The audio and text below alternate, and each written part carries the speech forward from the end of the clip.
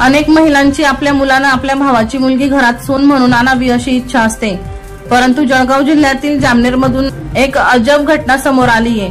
भावाच्या मुलीला सून म्हणून घरात आणण्यासाठी महिलेनं आपल्या दोन्ही मुलांना घेऊन भावाचं घर गाठलं। मुलगी पसंत पडल्याने मोठ्या मुलाने होकार दिला, पण इतक्यात लहान मुलाने ही मुलगी पसंत असल्याचे सांगत चक्क तिच्या सोबतच लग्नाची इच्छा व्यक्त केली। यावरून दोन्ही भावांमध्ये जोरदार हाणामारी झाली, कपडे फाटण्यापर्यंत एकमेकांना मारलं। मात्र सगळ्यात मोठा ट्विस्ट तर नंतर आला। भावाची भांडणं पाहून मामाच्या मुलीनेही आपले पत्ते उघडले। तिने सांगितलं की तिचं गल्लीतील दुसऱ्याच मुलावर प्रेम आहे। बाहेरच्या राज्यातील रहिवासी असलेली बहीण जामनेरातील आपल्या भावाकडे मुलगी पाहण्यासाठी आली।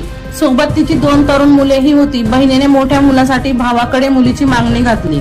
वर्षा लोहार यांचा खास रिपोर्ट V1 लाईव्ह जळगाव।